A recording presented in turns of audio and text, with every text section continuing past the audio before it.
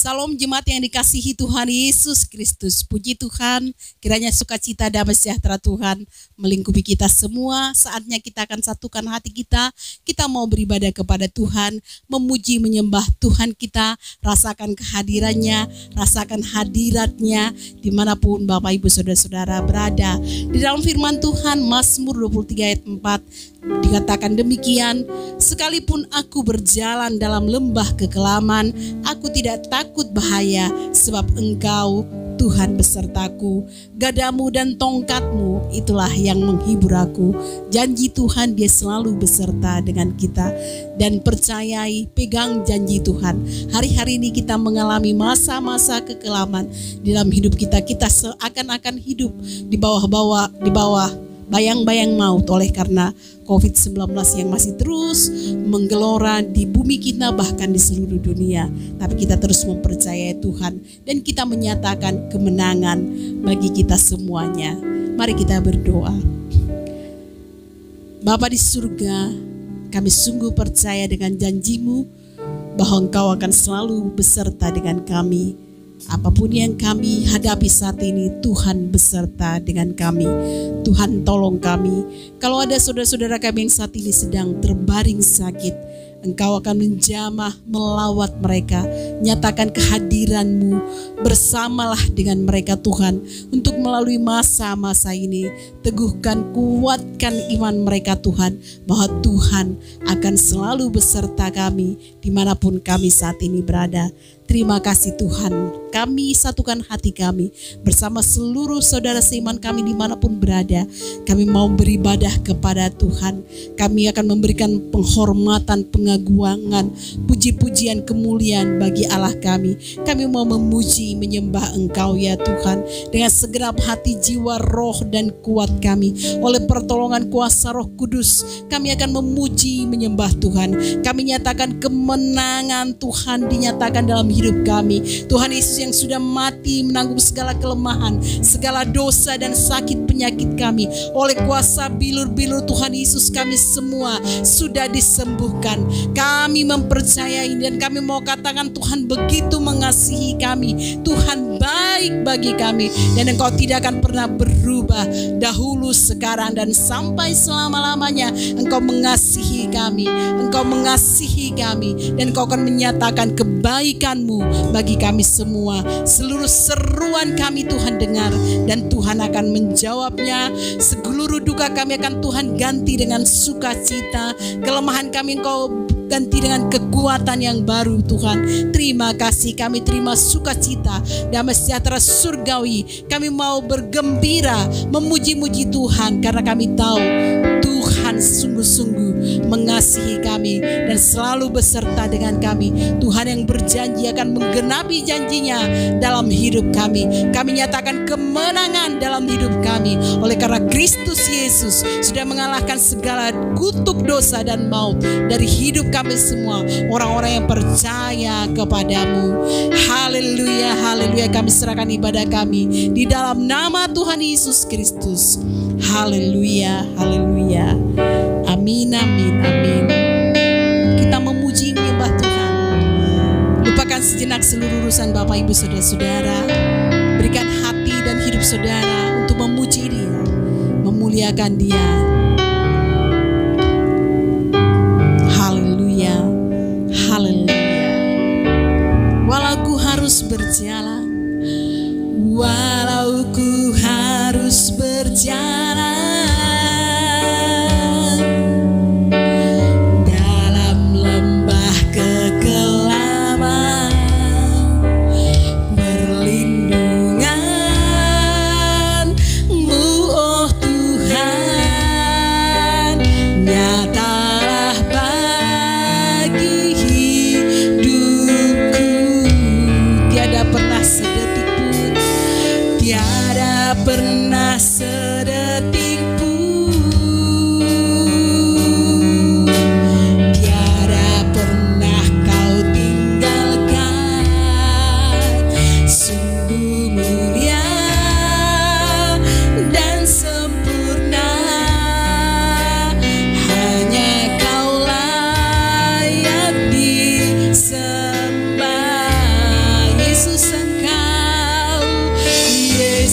Engkau juru selamatku, dalam janji-Mu kemenanganku selamanya kan ku nyatakan besar setiamu Tuhan di hidupku.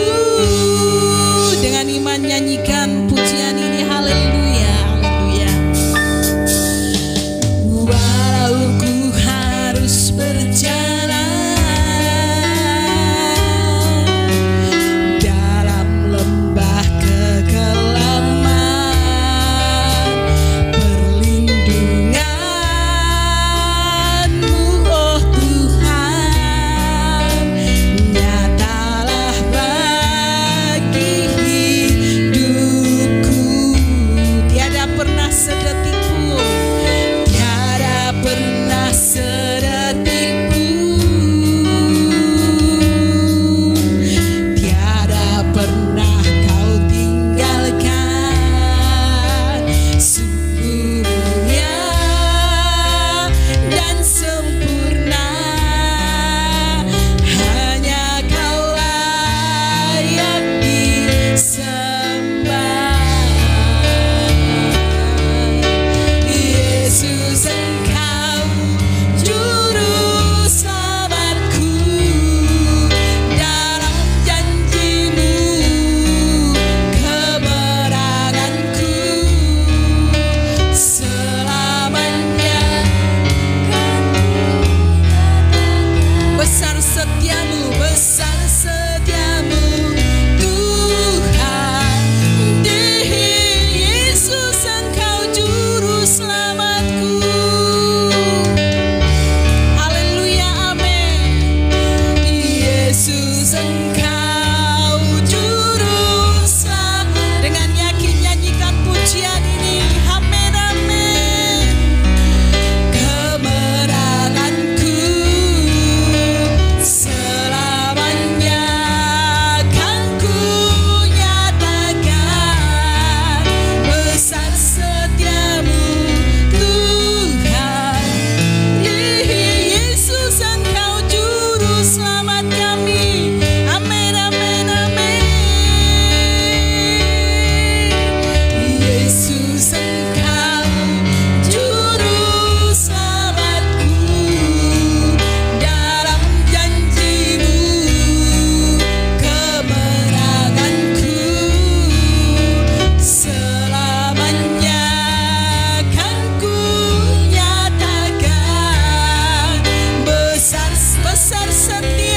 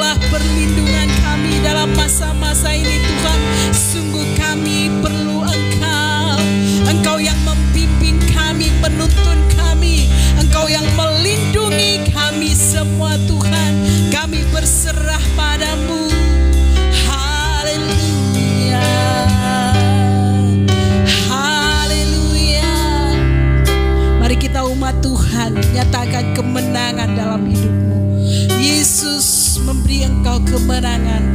Yesuslah perlindungan kita. Terima kasih Tuhan. Yesus yang menjaga kami, melingkupi kami ya Tuhan. Terima kasih. Kaulah kekuatan kami, teguhkan kami ya Tuhan. Engkau juru selamat kami. Amin, amin, haleluya.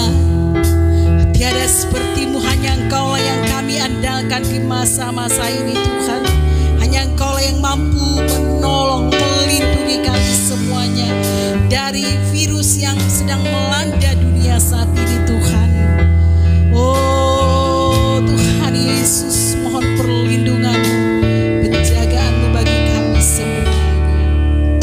Kami nyatakan Engkau keselamatan jiwa kami, juga Engkau yang menjaga, melindungi kami senantiasa.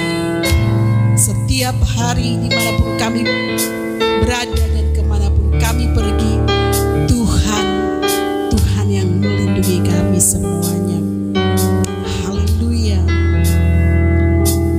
Kami merendahkan hati kami, diri kami, mohon belas kasihan-Mu bagi kami semua umat Tuhan yang percaya kepada Engkau. Mari kita nyatakan, Yesus Engkaulah juru selamatku. Kita angkat tangan, angkat hatimu. Kalau Bapak Ibu bisa berdiri di tempat, mari kita berdiri bersama-sama menyatakan iman kita. Pandang Tuhan yang Maha Kuasa yang dapat melakukan segala perkara, perlindungan kita yang ajaib.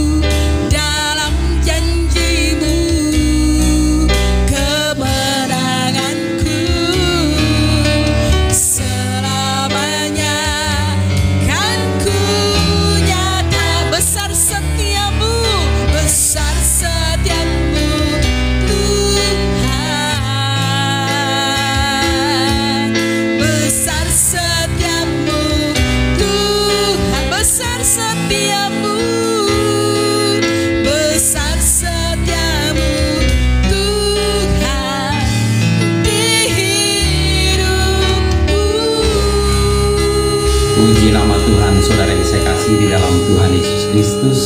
Mari kita bersatu di dalam doa.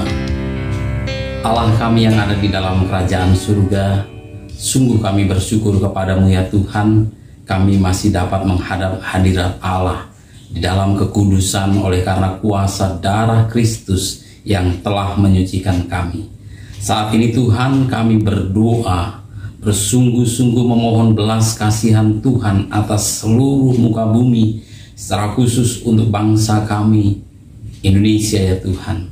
Kami berdoa untuk penanganan pandemi COVID-19 yang sementara masih begitu masif dilakukan oleh pemerintah. Kami berdoa Tuhan, pemimpin kami beri hikmat-Mu sehingga mereka dapat mengambil keputusan-keputusan yang terbaik dan tepat untuk penanganan COVID-19. Demikian juga kami berdoa supaya masyarakat Indonesia menyambut dan bekerja sama dengan pemerintah untuk bersama-sama dalam satu barisan mengalahkan COVID-19 ini ya Tuhan.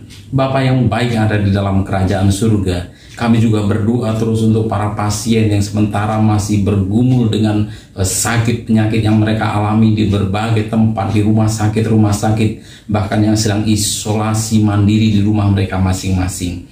Bapa, kami memohon belas kasihan Tuhan. Mari oleh kuasa bilur-bilur Tuhan Yesus Kristus Engkau menyatakan kesembuhan ilahi. berkat-Mu turun atas mereka ya Tuhan. Berkati juga tenaga kesehatan, para dokter, seluruh orang yang ada di rumah sakit, obat-obatan, peralatan yang dipakai, semuanya kami meminta pertolongan Tuhan. Kami sungguh merendahkan diri, kami memohon kepada Tuhan, mari Bapa, Engkau akan menolong kami sehingga kami terlepas dari masa pandemi ini. Sementara kami masih harus menjalani kehidupan kami di muka bumi, pada saat ini juga Tuhan, kami mau menundukkan diri kami di bawah hikmat Tuhan, yaitu di bawah kuasa firman Tuhan. Tolong kami untuk menjadi pelaku-pelaku firman Tuhan. Pengurapan-Mu turun atas kami sekalian pada saat ini. Di dalam nama Tuhan Yesus kami berdoa. Haleluya. Amin. Amin. Saudara yang saya kasih di dalam Tuhan Yesus Kristus, Salam. Apa kabar Bapak Ibu Saudara-saudari sekalian? Kami terus mendoakan saudara, kami terus bersungguh-sungguh meminta perlindungan Tuhan atas saudara dan bahkan atas seluruh bangsa ini. Kita bersatu bergandengan tangan berdoa bersama-sama untuk situasi yang ada pada saat ini. Kita tidak akan bosan, kita tidak akan jemu, kita akan terus bekerja bersama-sama meminta supaya Tuhan akan menolong kita sekalian. Hari ini doa kami saudara ada dalam hadirat Tuhan dan siap mendengarkan firman Tuhan, diubahkan oleh kebenaran firman Tuhan. Karena sesungguhnya kita tetap harus menjalani kehidupan yang benar di hadapan Tuhan. Kita mau bersama-sama belajar tentang sebuah kebenaran, yaitu belajar kejujuran dengan jujur. Kita hari ini mau sungguh-sungguh menjadi orang-orang yang menang, menjadi orang-orang yang jujur, sebab kita tahu bahwa peperangan kita bukan melawan darah dan daging, tetapi melawan penguasa-penguasa di udara. Dan kita tahu bahwa musuh kita adalah bapa dari segala pembohong, tetapi kita adalah anak-anak terang yang akan mengalahkannya dengan kejujuran, kebenaran firman Tuhan. Amin saudara. Kita terus bersama-sama di dalam segala kesulitan yang ada, tetapi kita tetap akan menerapkan prinsip-prinsip kebenaran firman Tuhan, karena tidak ada satu situasi pun yang dapat menggagalkan firman Tuhan dan yang dapat mengalahkan saudara, membuat saudara tidak taat kepada firman Tuhan. Tidak ada situasi seperti itu, karena Roh Kudus sedang menolong kita untuk menjadi pelaku firman Tuhan. Bagaimana tentang kejujuran? Arti jujur menurut Kamus Besar Bahasa Indonesia, jujur itu adalah lurus hati, tidak berbohong, misalnya dengan cara berkata apa adanya, tidak curang, misalnya di dalam permainan, mengikuti aturan yang berlaku. Mereka itulah orang-orang yang jujur dan disegani, tulus dan ikhlas. Jujur. Saudara, kalau kita ada di muka bumi, kita sering bercakap-cakap dengan orang lain, kita sering berbicara dengan orang lain. Ketika ada orang yang mau meyakinkan sesuatu, kadang-kadang dia berkata, kalau boleh jujur saya katakan, kalau saya bisa jujur, seumpamanya saya bisa mengatakan apa adanya. Pernyataan-pernyataan seperti itu sebenarnya sedang menunjukkan bahwa di dunia ini kejujuran itu sangat langka. Tidak banyak lagi orang-orang yang berkata jujur di dalam kehidupannya, sehingga untuk mengungkapkan sebuah kejujuran saja seperti harus memisahkan antara kata-kata sebelumnya dengan kata-kata yang ini. Yang sebelumnya seolah-olah tidak benar dan yang kali ini akan saya sampaikan dengan benar. Nah, ini merupakan kesempatan bagi orang-orang yang percaya kepada Tuhan untuk menjalani kehidupan di dalam kejujuran.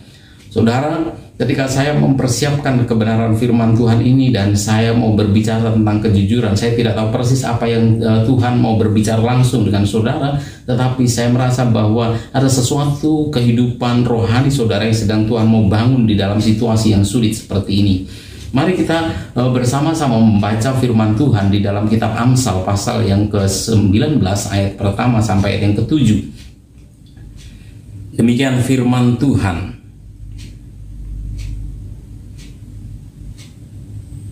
Lebih baik seorang miskin yang bersih kelakuannya daripada seorang yang serong bibirnya lagi bebal.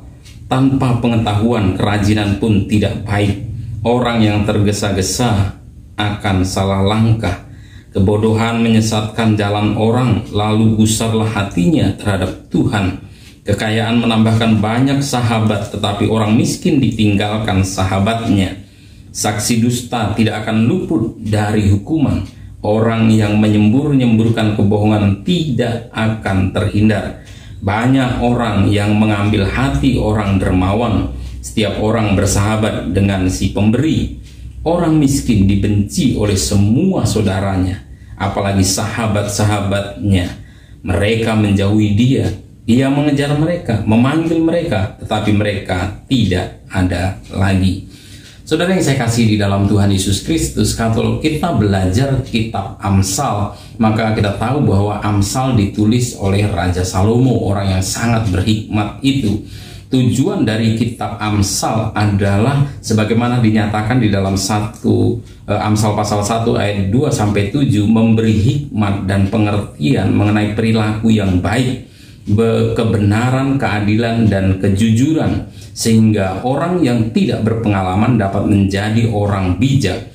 Kaum muda dapat memperoleh pengetahuan dan kebijaksanaan. Orang yang bijak bisa menjadi lebih bijak lagi. Sekalipun Amsal pada hakikatnya adalah buku pedoman hikmat untuk hidup dengan benar dan bijaksana, landasan yang diperlukan oleh hikmat tersebut dinyatakan dengan jelas, yaitu bahwa takut akan Tuhan. Saudara yang saya kasih di dalam Tuhan Yesus Kristus, bahwa kitab Amsal itu adalah kitab yang sebenarnya membicarakan tentang norma-norma yang bukan hanya berlaku untuk orang yang percaya kepada Tuhan, tapi itu adalah norma yang bisa berlaku secara umum.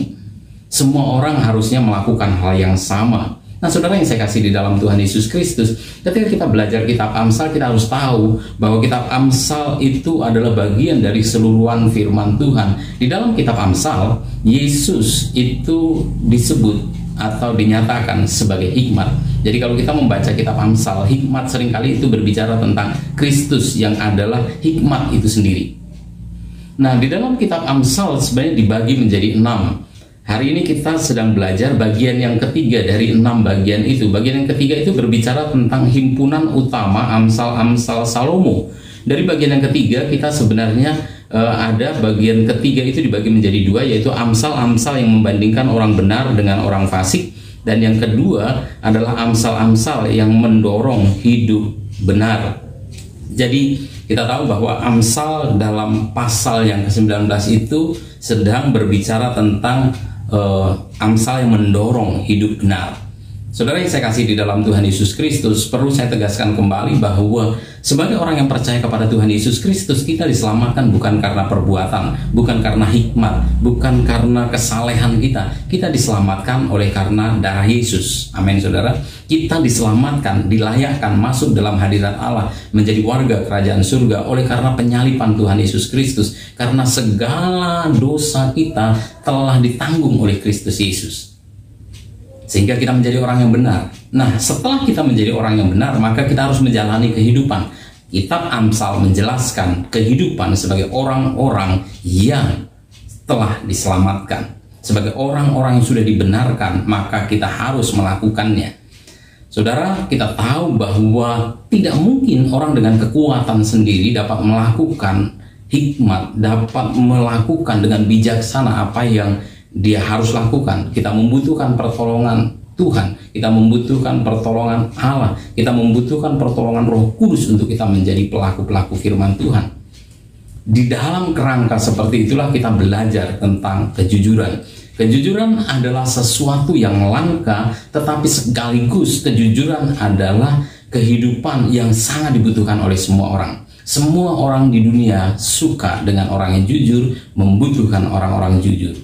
Bahkan seorang mengatakan, bos yang tidak jujur sekalipun, dia akan mencari bendahara bagi dirinya, seorang yang jujur. Jadi jujur itu penting. Kalau saudara menjalani kehidupan jujur, maka ketahuilah bahwa saudara telah menjadi lebih baik dari berjuta-juta orang lain di muka bumi ini. Karena jujur adalah langka, sulit diketemukan. Bahkan di dalam berita-berita saja, hoax, berita yang tidak benar, berita penipuan atau berita palsu itu begitu merajalela. Dan kalau kita bisa hidup jujur saja, kita akan menjadi orang yang ditunggu-tunggu oleh orang lain untuk mereka bekerja sama dengan kita. Saudara, siapkan kehidupan sebagai orang jujur, sebab ketika saudara terbukti sebagai orang jujur, saudara akan menjadi incaran dari orang-orang untuk orang-orang akan bekerja sama dengan saudara. Amin, saudara.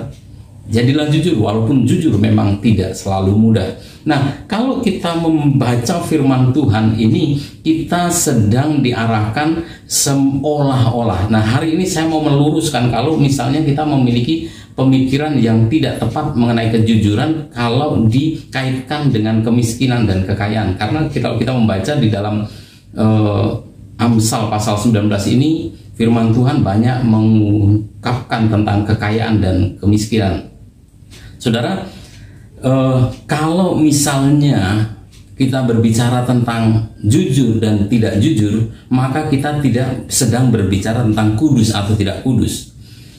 Dalam pengertian begini, kalau kita sedang berbicara tentang kaya dan miskin, kita tidak sedang berbicara tentang dosa atau tidak dosa atau kudus. Tidak bisa kita mengatakan bahwa yang kaya pasti berdosa dan yang miskin pasti kudus, atau sebaliknya, orang yang miskin pasti berdosa dan orang yang kaya pastilah orang yang kudus. Tidak bisa seperti itu. Atau kaya dan miskin itu dikaitkan dengan jujur dan bohong. Orang yang kaya pasti bohong dan orang yang miskin pasti jujur. Tidak bisa seperti itu. Atau sebaliknya, orang yang kaya pasti jujur dan orang miskin pasti bohong. Tidak bisa. Atau kaya dan miskin itu tidak bisa diserta-mertakan sebagai sebab akibat. Akibat jujur maka pasti kaya, akibat tidak jujur pasti miskin. Atau sebaliknya, akibat jujur pasti miskin dan sebaliknya. Tidak bisa juga seperti itu. Tidak ada kaitan seperti itu dari maksud firman Tuhan. Kalau kita membaca seluruh kitab Amsal pasal 19 itu, maka kita tidak sedang diarahkan kepada pemahaman seperti itu. Kita tahu bahwa sesungguhnya tidak bisa disamaratakan seperti itu. Nah, itulah yang akan kita pelajari saat ini.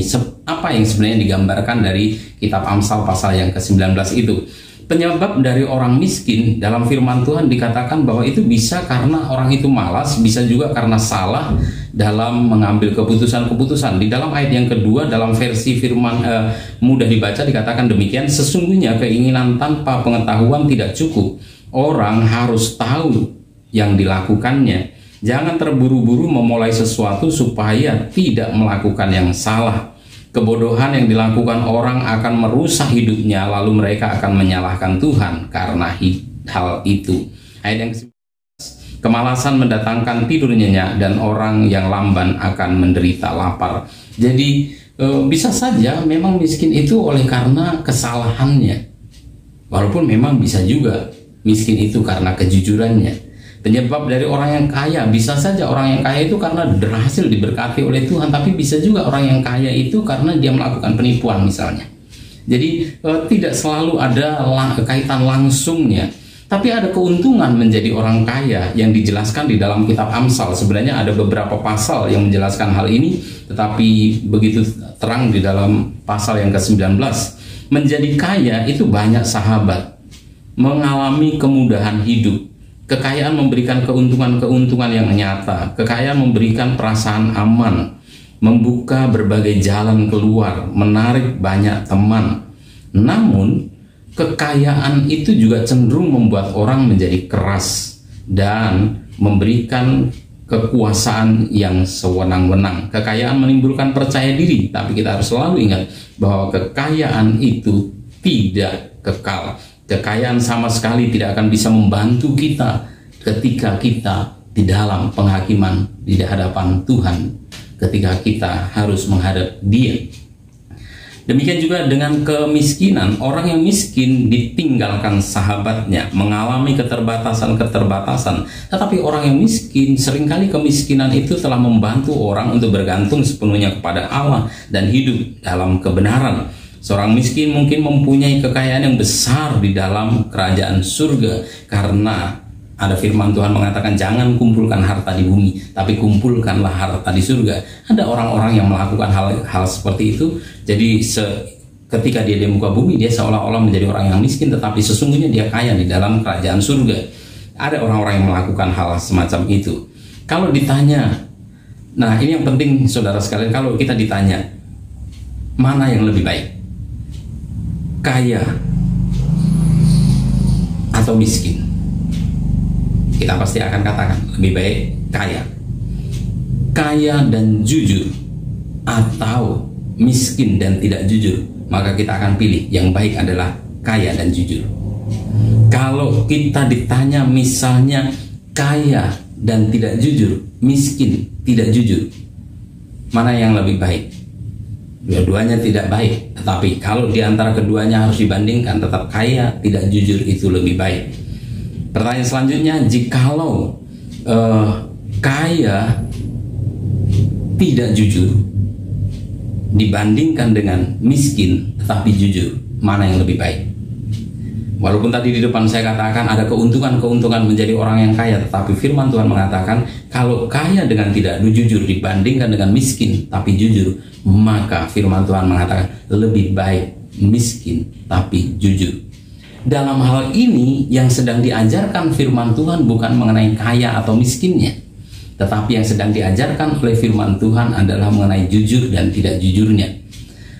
Orang yang tidak kaya, orang yang miskin itu pun maka dia harus jujur. Orang yang kaya juga harus jujur. Kalau ada orang yang miskin jujur dibanding dengan orang yang kaya nyaman, dia memperoleh kenyamanan hidup karena tidak jujur, maka firman Tuhan, kalau istilah timbangan, lebih berat timbangannya orang yang miskin tetapi jujur. Saudara, ketika saya merenungkan kebenaran firman Tuhan ini, saya bertanya kepada Tuhan, apa sesungguhnya yang Tuhan mau sampaikan kepada kita? Saudara yang saya kasih di dalam Tuhan Yesus Kristus, perekonomian Indonesia semester pertama ini mengalami pertumbuhan minus 0,74. Artinya ekonomi rata-rata di secara mikro juga pasti mengalami dampak. Istilah sederhananya, semakin banyak orang miskin. Tidak peduli dia percaya Yesus atau tidak percaya Yesus, saya yakin bahwa ada orang-orang yang mengalami penurunan penerimaan, ada yang dapat PHK sehingga kehidupannya sulit.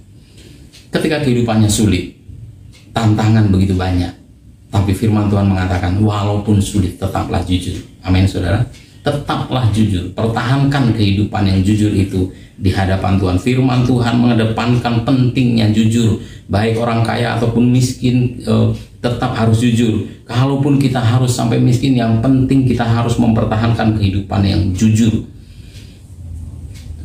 Jujur di hadapan Tuhan, karena Tuhan bisa saja melakukan banyak hal.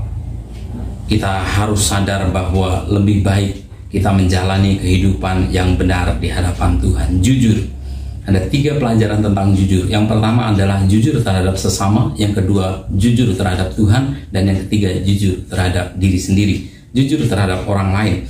Mari kita belajar untuk jujur dalam mengelola keuangan siapapun, perusahaan, keuangan organisasi dan apapun, kita belajar untuk jujur. Kita juga belajar untuk jujur dalam pengelolaan waktu. Kita menggunakan waktu seperti yang seharusnya. Kita juga jujur dalam kehidupan rumah tangga. Kita jujur di sekolah. Anak-anak sekolah tidak nyontek sebab dia jujur. Dicari orang-orang jujur di muka bumi ini. Orang-orang yang ada di kampus, dia akan kuliah dan dia akan mengerjakan segala sesuatunya dengan jujur. Kalau boleh dia lakukan, kalau tidak boleh dia akan tidak lakukan, dan selanjutnya dia akan mengatakan dengan jujur. Di tempat kerja kita harus memberikan etos kerja dan kita harus menjadi orang-orang jujur. Gereja Sidang Jemaat Allah menekankan tentang nilai-nilai dari kehidupan jemaat GSCA yang sedang dibangun adalah cinta Tuhan, rendah hati, jujur, dan rajin. Jadi kita harus jujur. Tapi keadaan sulit. Ada bahkan orang mengatakan hidup tidak jujur saja sulit, bagaimana harus jujur? Firman Tuhan mengatakan kalaupun sulit, kalaupun mengalami keterbatasan, belajarlah dan yakinkanlah, ambil keteguhan untuk jujur. Karena ketika ada kejujuran, Kalau kejujuran itu dilakukan di persidangan akan membebaskan orang benar dari penghukuman. Kejujuran itu dilakukan dalam perdagangan akan menguntungkan pihak-pihak yang sedang melakukan perdagangan. Kejujuran akan membebaskan orang dari tekanan jiwa. Kita akan mengalami kebebasan ketika kita jujur. Kejujuran di dalam dunia pendidikan akan membuat orang cerdas karena anak-anak harus belajar untuk bisa menjawab soal-soal yang diberikan. Ingat, selalu ada konsekuensi kalau kita jujur atau tidak jujur. Kalaupun jujur terkadang menyakitkan, terkadang bahkan menyakiti orang lain, tapi marilah kita tetap mengambil keputusan untuk jujur, karena kejujuran akan mendatangkan kebahagiaan. Ayat yang ke-8, siapa memperoleh akal budi mengasihi dirinya, siapa berpegang pada pengertian mendapat kebahagiaan. Jujur, Tuhan akan memberikan kebahagiaan bagi orang-orang yang jujur. Saudara, camkan kebenaran ini. Ketidakjujuran bisa menghancurkan orang lain. Ketidakjujuran bisa saja menghancurkan orang lain. Tetapi ketidakjujuran pasti menghancurkan diri sendiri. Orang lain bisa saja hancur atau tidak hancur oleh karena ketidakjujuran kita. Tapi orang yang tidak jujur, dia sedang menghancurkan dirinya sendiri. Maka kita belajar untuk tetap jujur. Amin, saudara. Kita mau tetap jujur. Yang kedua, kita harus jujur terhadap Tuhan. Kita mengaku, kita tahu bahwa Tuhan adalah Maha Tahu. Itu sebabnya kita tidak bisa menutup-nutupi satu hal pun tentang apa yang Tuhan bisa ketahui. Kalau kita berdosa, jujurlah di hadapan Tuhan. Daud jujur di hadapan Tuhan dan dia minta pengampunan dan Tuhan mengampuni. Firman Tuhan mengatakan, jikalau kita mengaku dosa kita, maka Ia adalah setia dan adil, Dia akan mengampuni segala dosa kita. Perasaan-perasaan kita, kalau ada pertanyaan-pertanyaan yang membuat kita harus bertanya kepada Tuhan, jujurlah, Tuhan, mengapa ini harus terjadi? Aku tidak mengerti kenapa ini harus terjadi. Jujur, sampaikan kepada Tuhan. Kalau kita bertanya, kita gundah dalam satu keadaan, dalam satu situasi, dan kita berani jujur kepada Tuhan, Tuhan sangat menghargai itu. Tuhan tidak akan merendahkan, Tuhan tidak akan menghukum karena kejujuran kita terhadap kegundah-gulaan atau pertanyaan-pertanyaan besar yang muncul dalam hati kita oleh karena keadaan yang sedang terjadi pada masa kini. Dalam permohonan-permohonan, sampaikanlah dengan jujur.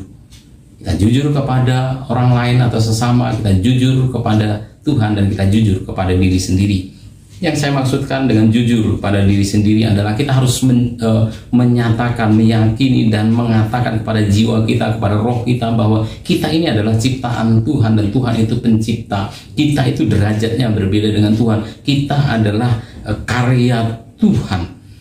Kita tidak bisa melakukan segala sesuatu sendiri. Kita tidak bisa mengetahui segala sesuatu. Kita memiliki keterbatasan. Kita harus jujur terhadap diri kita sendiri bahwa kita memang butuh pertolongan Tuhan. Kita memang butuh campur tangan Tuhan. Kita memang butuh petunjuk Tuhan. Kita memang butuh aturan-aturan dari Tuhan. Kita memang butuh perkataan-perkataan yang membimbing kita di jalan-jalan Tuhan. Firman Tuhan itu memang kita butuhkan. Kita harus jujur terhadap diri kita sendiri bahwa saya tidak mungkin bisa berjalan dengan baik kalau saya tidak melakukan firman Tuhan. Kita harus jujur pada diri kita sendiri bahwa saya tidak mengetahui segala sesuatu dan saya tidak bisa melakukan segala sesuatu. Saya tidak mungkin berhasil melakukan segala sesuatu tanpa ada petunjuk dari yang Maha Tahu itu. Dan petunjuk itu adalah firman Tuhan. Jadi jujur terhadap diri sendiri itu berbicara tentang melakukan firman Tuhan. Mentaati kebenaran firman Tuhan, berlaku sesuai dengan fakta-fakta yang firman Tuhan sampaikan. Ayat 16 dikatakan, siapa berpegang pada perintah memelihara nyawanya, tetapi siapa menghina firman akan mati.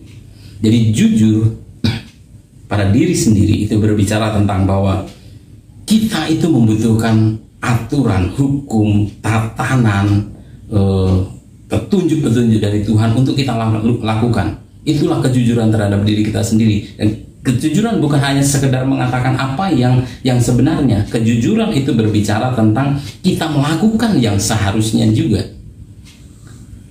Benjamin Franklin mengatakan kejujuran merupakan kebijakan yang terbaik. Jadi jujur itu adalah bijak. tindakan, keputusan yang terbaik. Thomas Jefferson mengatakan kejujuran merupakan bab pertama di dalam buku kebijaksanaan. Itu sebabnya marilah kita jujur. Marilah kita berani mengatakan iya di atas iya, tidak di atas tidak. Firman Tuhan mengatakan jika iya hendaklah kamu katakan iya, jika tidak hendaklah kamu katakan tidak. Apa yang lebih daripada itu berasal dari si jahat. Di awal saya tadi sudah mengatakan kita sedang berperang dengan roh-roh jahat di udara. Kita sedang berperang bukan melawan darah dan daging. Kita sedang berperang dengan oknum yang sedang gencar menyampaikan kebohongan, dan kita sedang mau mengalahkannya dengan kejujuran, dengan pertolongan Tuhan, dengan pertolongan Roh Kudus. Kita akan melakukannya. Amin, saudara. Kita belajar di dalam kejujuran kita untuk jujur. Kita berdoa. Allah kami yang ada di dalam kerajaan surga, sesungguhnya berbicara tentang jujur adalah berbicara tentang melakukan firman Tuhan, jujur terhadap diri sendiri, mengungkapkan segala sesuatu kepada Tuhan sebagaimana yang kami memang inginkan, rasakan, dan kami jujur mengakuinya di hadapan Tuhan. Berkata-kata yang benar, berkata-kata yang sesuai dengan kebenaran firman Tuhan, itulah jujur. Dan ketika kami melakukan semua itu, sebenarnya kami sedang memenangkan peperangan rohani di muka bumi. Karena kuasa kegelapan sedang terus-menerus gencar menyampaikan kebohongan, tapi anak-anak Tuhan juga sedang gencar untuk menyatakan hal yang benar, fakta, kejujuran itu sendiri. Roh Kudus, tolong setiap kami yang telah mendengarkan firman Tuhan, meskipun sulit karena situasi ekonomi yang mungkin sulit, untuk jujur mungkin sulit, tapi ajar kami untuk tetap jujur, sebab kami tahu bahwa Tuhan akan menolong kami. Roh Kudus diutus untuk kami menjadi pelaku-pelaku firman Tuhan. Terima kasih Bapa. Di dalam nama Tuhan Yesus Kristus kami berdoa, haleluya. Amin. Kita semua sudah diberkati dengan firman Tuhan. Saatnya kita akan memberi persembahan yang terbaik yang kita bisa berikan hari ini. Mari kita berdoa. Terima kasih Tuhan untuk pemeliharaan Tuhan, untuk berkat Tuhan yang terus kami bisa nikmati di sepanjang hidup kami. Terima kasih untuk hari ini, untuk firman-Mu, untuk waktu bisa kami beribadah saat ini. Kami memberikan persembahan kami Tuhan, kami memberinya dengan sukacita dan rela hati, dan kami percaya Tuhan akan membalaskannya berlipat kali ganda dalam kehidupan kami. Tuhan pakai persembahan kami guna mendatangkan hormat dan kemuliaan bagi nama Tuhan. Di dalam nama Tuhan Yesus Kristus kami berdoa, haleluya, amin. Kita menyanyikan pujian, kita berikan persembahan kita, Tuhan Yesus baik. Haleluya, nyanyikan Tuhan Yesus baik.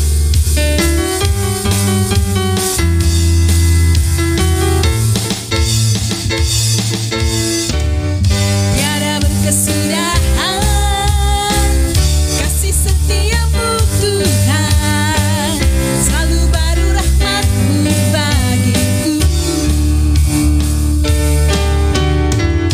Hari berganti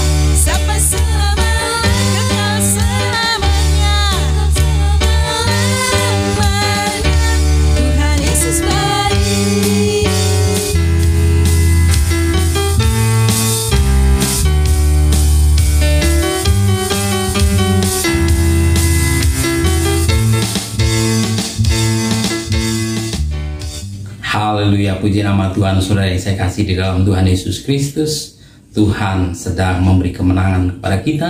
Dan pada saat ini kita mau bersama-sama berdoa dengan doa yang diajarkan oleh Tuhan Yesus Kristus, doa Bapa kami. Bapa kami yang di surga, dikuduskanlah namamu, datanglah kerajaanmu, jadilah kehendakmu di bumi seperti di surga. Berikanlah kami pada hari ini makanan kami yang secukupnya, dan ampunilah kami akan kesalahan kami, seperti kami juga mengampuni orang yang bersalah kepada kami. Dan janganlah membawa kami ke dalam pencobaan, tetapi lepaskanlah kami daripada yang jahat. Karena Engkaulah yang mempunyai kerajaan dan kuasa dan kemuliaan sampai selama-lamanya. Saudara, terimalah berkat Tuhan. Tuhan memberkati engkau dan melindungi engkau. Tuhan menyinari engkau dengan wajahnya dan memberi engkau kasih karunia. Tuhan menghadapkan wajahnya kepadamu dan memberi engkau damai sejahtera. Anugerah dari Allah Bapa, keselamatan di dalam Tuhan Yesus Kristus, serta persekutuan di dalam Roh Kudus menyertai saudara sekalian dari saat ini sampai kekal selama-lamanya. Haleluya. Amin. Amin, puji nama Tuhan. Saudara, lakukan kehendak Tuhan, berlakulah jujur, belajarlah mulai minggu ini. Tuhan akan menolong saudara, dan ketahuilah ada kebahagiaan bersama dengan saudara. Tuhan Yesus memberkati. Shalom.